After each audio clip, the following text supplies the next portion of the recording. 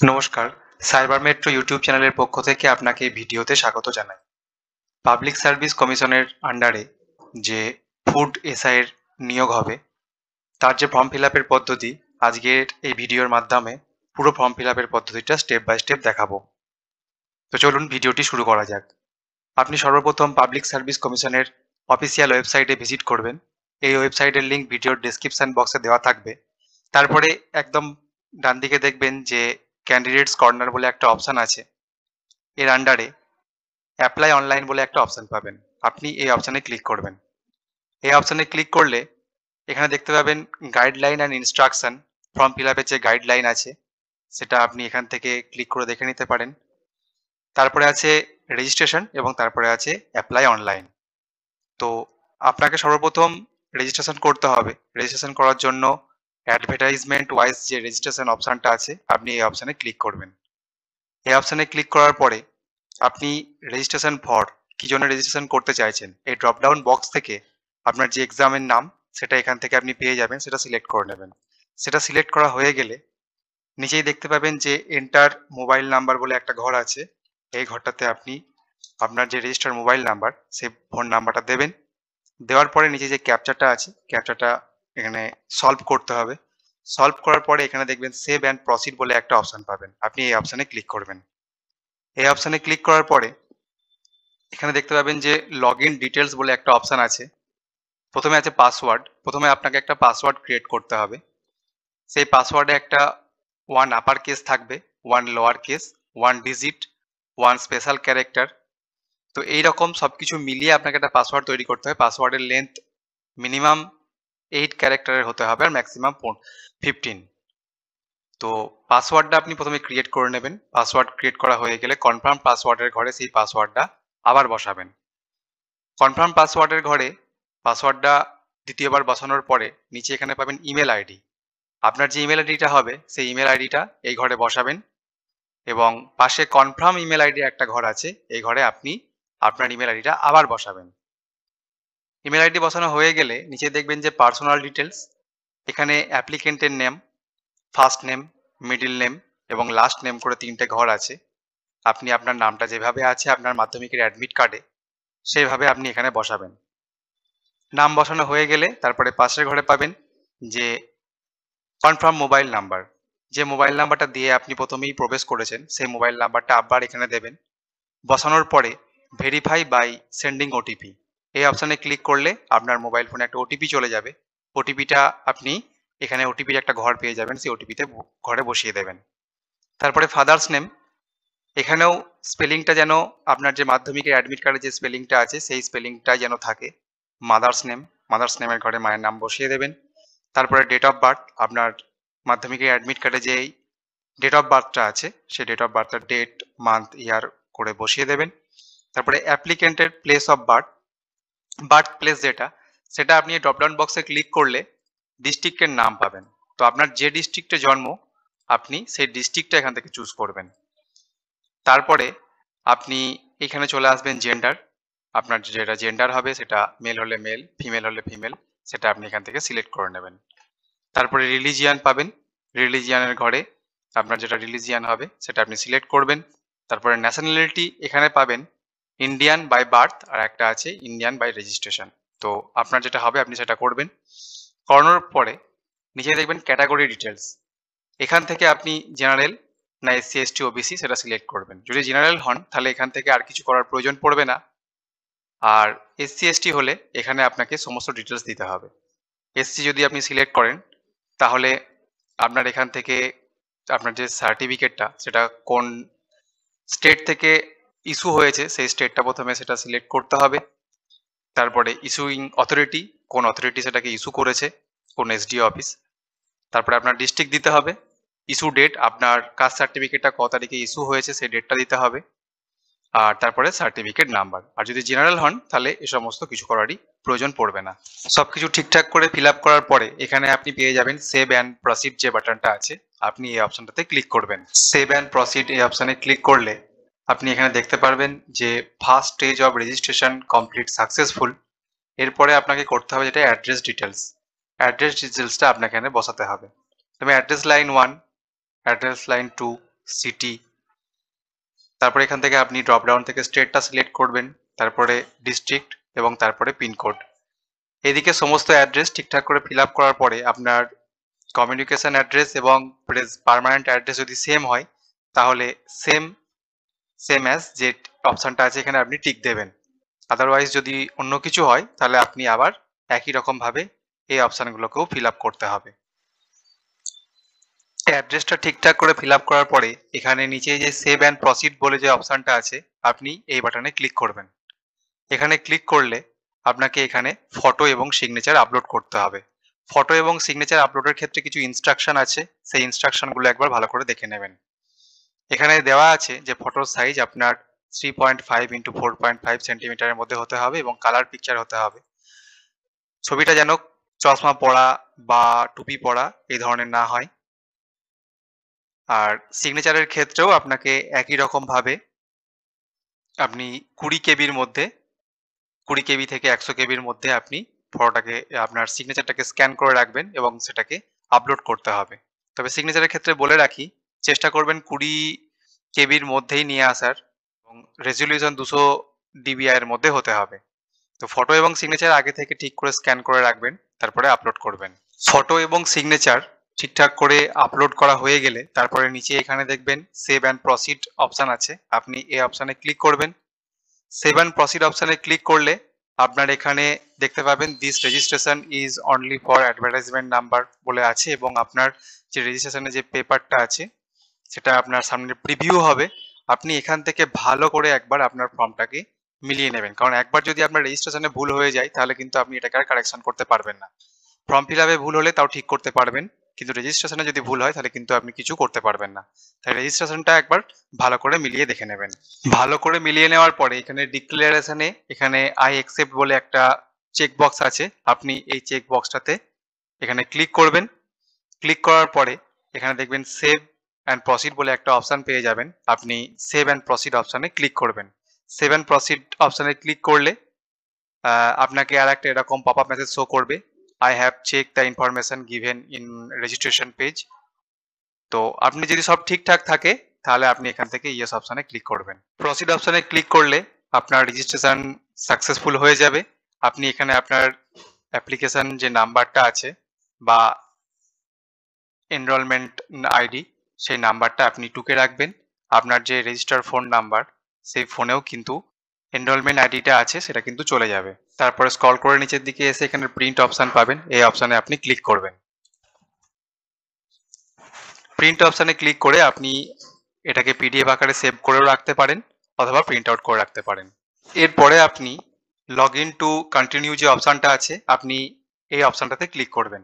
এই অপশানে ক্লিক করলে আপনার যে অ্যাপ্লিকেশন নাম্বারটা আপনার ফোনে যে মেসেজটা গেছে সেখানে আছে বা আপনাকে আগে যেটা লিখে রাখতে বললাম সেই নাম্বারটা আপনি এখানে অ্যাপ্লিকেন্ট আইডি বা এনরোলমেন্ট আইডি ঘরে বসিয়ে দেবেন এবং আপনি যে পাসওয়ার্ডটা দিয়েছিলেন সেই পাসওয়ার্ডটা এই ঘরে আপনাকে বসিয়ে দিতে হবে। অ্যাপ্লিকেশন আইডি এবং পাসওয়ার্ডটা বসানো হয়ে গেলে এখানে যে সলিউশনটা আছে সেটা সলিউশন করে পাশের ঘরে এখানে বসিয়ে দেবেন। তারপরে নিচে যে সাবমিট অপশানটা আছে এই অপশানে আপনি ক্লিক করবেন।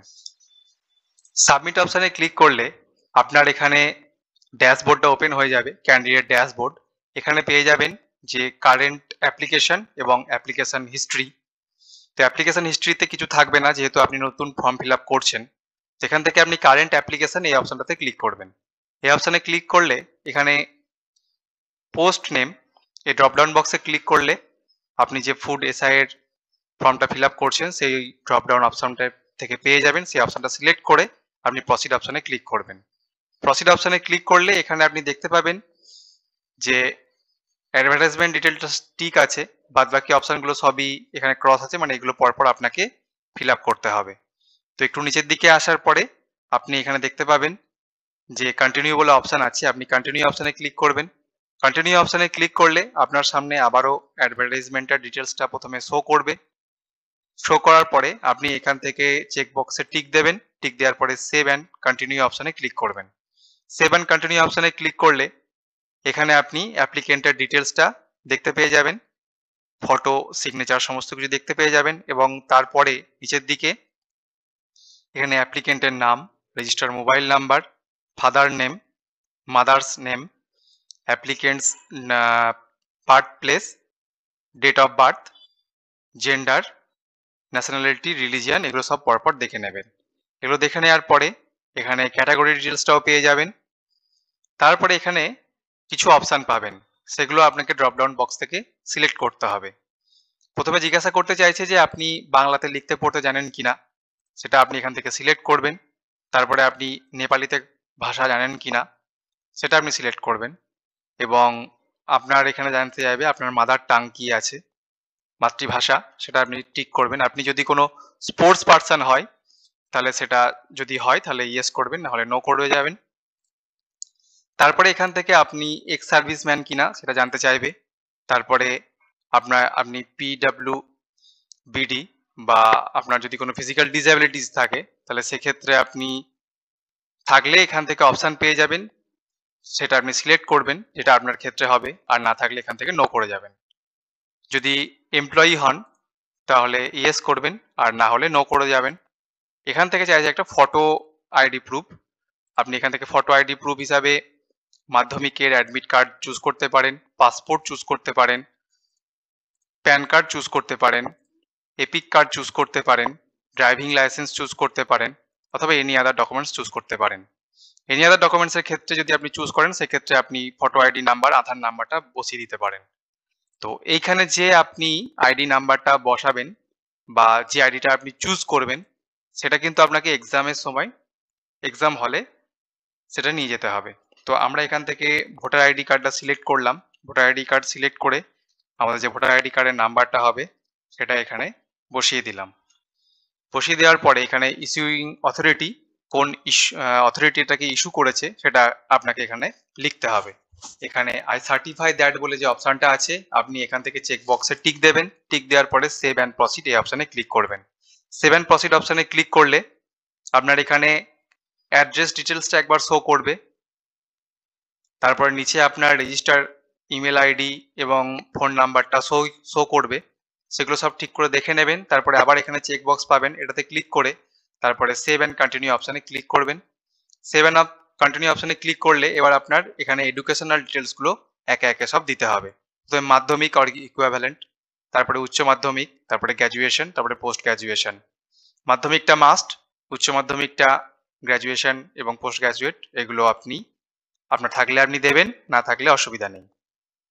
যদি থাকে তাহলে অবশ্যই সেটা দেবেন। তো এখানে বোর্ড অর ইউনিভার্সিটি পেয়ে যাবেন। আপনি যে বোর্ড বা ইউনিভার্সিটি থেকে পাস করেছেন সেই বোর্ড বা ইউনিভার্সিটির নামটা এই ড্রপডাউন বক্সে পেয়ে যাবেন। সেখান থেকে সিলেক্ট করবেন, তারপরে ইয়ার অফ পাসিং, কত সালে পাস করেছেন এবং আপনার কি কি সাবজেক্ট ছিল সেই সাবজেক্টগুলো লিখবেন। ডিভিশন বা গ্রেড কি ছিল সেটাও আপনি লিখবেন। মার্কস অবটেন, কত নাম্বার পেয়েছেন, টোটাল মার্কস কত নম্বরে পরীক্ষা হয়েছিল টোটাল, সেগুলো সব আপনি এগুলো পরপর বসাবেন। এখানে বসালে মার্কসটা পার্সেন্টেজ এখানে অটোমেটিক ক্যালকুলেট হয়ে যাবে। এইভাবে প্রত্যেকটা উচ্চ মাধ্যমিকের ক্ষেত্রে, গ্র্যাজুয়েশনের ক্ষেত্রে একটা একটা করে এভাবে আপনাকে ফিল আপ করতে হবে। সমস্ত একাডেমিক ডিটেলসটা ঠিকঠাক করে ফিল আপ করার পরে নিচে এখানে সেভ অ্যান্ড প্রসিড অপশন পাবেন, আপনি এই অপশনে ক্লিক করবেন। এই অপশনে ক্লিক করলে আপনাকে প্লিজ রিকনফার্ম করতে বলবে যে আপনি সমস্ত যা দিয়েছেন একাডেমিক ডিটেলসটা সেটা সব ঠিক আছে কিনা। সব ঠিক থাকলে ওকে অপশনে ক্লিক করবেন। ওকে অপশনে ক্লিক করলে এখানে একটা অপশন পেয়ে যাবেন, as per your given information you are not employed, please click continue button for next step. Continue অপশনে ক্লিক করলে এখানে আপনি পেয়ে যাবেন select sub division, district or sub division. এখানে আপনি আদার্স অপশানে আসবেন এখানে, কারণ এখানে কালিম্পং ডিস্ট্রিক্ট আছে। তো আপনি এখান থেকে আদার্স অপশানে ক্লিক করবেন। কালিম্পং ডিস্ট্রিক্ট আছে আর এখানে আছে যে হিল এরিয়ার মধ্যে আপনি আছেন কিনা। তো এই দুটো অপশান ছাড়া আর আদার্স অপশান আছে, আপনি আদার্স অপশানে ক্লিক করবেন। আদার্স অপশানে ক্লিক করলে প্রেফারেন্সড এক্সাম সেন্টার, আপনি কোথায় এক্সাম সেন্টার নিতে চাইছেন সেটা আপনি এখান থেকে চুজ করতে পারবেন। সেটা আপনি এই ড্রপডাউন বক্স থেকে যেখানে আপনি করতে চাইছেন সেটা আপনি করতে পারেন। হাওড়া, কলকাতা, বর্ধমান, চুঁচুড়া সবকিছুই অপশান পেয়ে যাবেন, আপনি এখান থেকে চুজ করে নেবেন। চুজ করার পরে এখানে আবার চেক বক্স পাবেন, এখানে টিক দেবেন। টিক দেওয়ার পরে সেভ অ্যান্ড কন্টিনিউ অপশানে ক্লিক করবেন। সেভ অ্যান্ড কন্টিনিউ অপশানে ক্লিক করলে আপনার ফর্মটা আপনার সামনে আর একবার প্রিভিউ হবে। আপনি যা যা ফিল আপ করলেন সমস্ত কিছুই দেখতে পাবেন। ভালো করে একবার সমস্ত ফর্মটা মিলিয়ে দেখে নেবেন। সবকিছু ঠিকঠাক থাকলে এখানে আই কনফার্ম বলে যে চেক বক্সটা আছে এটাই আপনি টিক দেবেন। টিক দেওয়ার পরে এখানে আপনাকে আর একটা পপ আপ মেসেজ শো করবে। আপনি এখান থেকে আই এগ্রি টু প্রসিড অপশনে ক্লিক করবেন। ক্লিক করার পরে কনফার্ম অ্যান্ড সাবমিট অপশনে ক্লিক করবেন। যদি কিছু ভুল থাকে ব্যাক টু এডিট এই অপশনে ক্লিক করে আপনি পিছনে গিয়ে আপনার ফর্মটাকে আপনি কারেকশন করতে পারবেন। তো সব ঠিক থাকলে আপনি কনফার্ম অ্যান্ড সাবমিট অপশনে ক্লিক করবেন। সাবমিট অপশনে ক্লিক করলে এখানে একটা পপ আপ মেসেজ শো হবে। তো আপনি এখান থেকে ওকে অপশনে ক্লিক করবেন। ওকে অপশনে ক্লিক করার পরে একদম নিচের দিকে আসবেন। এখানে আসার পরে কতগুলো ডিক্লারেশন পেয়ে যাবেন। এই ডিক্লারেশনগুলোতে আপনাকে টিক দিতে হবে। টিক দেওয়ার পরে আপনি এখানে ফাইনাল সাবমিশন বলে একটা অপশন পাবেন। আপনি এখান থেকেও যদি আপনার ফর্মে কিছু ভুল থাকে আপনি ব্যাক টু এডিট করে সেই ভুলটা সংশোধন করতে পারবেন। তো ফাইনাল সাবমিশন করার আগে একবার ফর্মটা ভালো করে মিলিয়ে দেখে নিয়ে ফাইনাল সাবমিশন অপশনে ক্লিক করবেন। ক্লিক করলে আপনার এখানে ফর্মটা সাবমিট হয়ে যাবে এবং এখানে দেখতে পাবেন click on proceed to payment for payment. তো ফর্ম ফিল আপ এই পর্যন্ত হয়ে গেল। তো পেমেন্ট অপশনে এবার আপনাকে প্রসিড টু পেমেন্ট যে অপশনটা আছে এই অপশনে ক্লিক করে আপনাকে পেমেন্ট করতে হবে। আপনি এই অপশনে ক্লিক করবেন। এই অপশনে ক্লিক করার পরে এখানে দেখবেন যে 110 টাকা আপনাকে এখানে পেমেন্ট করতে হবে। এখান থেকে সিলেক্ট গেটওয়ে, পেমেন্ট গেটওয়েটা আপনি এখান থেকে সিলেক্ট করে নেবেন এবং পেমেন্ট টাইপ আমি কি ধরনের পেমেন্ট করতে চাইছেন, পেমেন্ট মেথড আছে এটা আপনি সিলেক্ট করবেন। সিলেক্ট করার পরে এখানে আপনি অনেকগুলো অপশন পেয়ে যাবেন যে credit card, debit card, NEFT. তো আপনি এখান থেকে যেটা করতে চাইছেন তো সেই অপশনটা আপনি এখান থেকে সিলেক্ট করবেন। সিলেক্ট করার পরে এখানে আপনি টোটাল ফিসটা দেখতে পাবেন 110 টাকা অ্যাপ্লিকেশন ফিস এবং আপনাকে এখান থেকে জিএসটি চার্জ করা হচ্ছে 5.78। টোটাল আপনার ক টাকা দিতে হচ্ছে 115 টাকা 78 পয়সা। তো আপনি এখান থেকে প্রসিড টু পে যে অপশনটা আছে আপনি এই অপশনে ক্লিক করবেন। এই অপশনে ক্লিক করার পরে আপনার সামনে আর একবার সমস্ত ডিটেলসটা শো হবে। তারপরে আপনি এখান থেকে পে নাও অ্যান্ড সাবমিট অপশনে ক্লিক করবেন। এই অপশনে ক্লিক করলে আপনার সামনে পেমেন্টের অপশনটা চলে আসবে। আপনি এখান থেকে কন্ট্যাক্ট ডিটেলসটা একবার চাইবে। আপনার এখানে যে ফোন নাম্বারটা হবে সেই ফোন নাম্বারটা এখানে আর একবার বসিয়ে দেবেন। প্রসিড অপশনে ক্লিক করবেন। প্রসিড অপশনে ক্লিক করার পরে এখানে net banking, state bank of India অপশনটা আছে আপনি এখান থেকে সিলেক্ট করে পে নাও অপশনে ক্লিক করবেন। পেমেন্ট সাকসেসফুল হয়ে গেলে এরকম একটা মেসেজ শো করবে যে পেমেন্ট সাকসেসফুল। তারপরে আপনি ওয়েট করবেন। ওয়েট করার পরে আপনি এখানে দেখতে পাবেন যে স্ট্যাটাস এখানে কনফার্ম আছে এবং পেমেন্ট যে আপনার হয়ে গেছে সেটাও আপনি এখান থেকে দেখতে পাবেন। এখানে ভিউ অ্যান্ড এডিট অপশনটা আছে আপনি এই অপশনে ক্লিক করবেন। এই অপশনে ক্লিক করলে আপনার অ্যাপ্লিকেশন ফর্মটা আপনি এখান থেকে দেখতে পাবেন এবং এটাকে একদম নিচের দিকে দেখবেন এখানে প্রিন্ট অপশন আছে। আপনি এখান থেকে প্রিন্ট অপশনে ক্লিক করে ফর্মটাকে সেভ অথবা প্রিন্ট করে রাখবেন।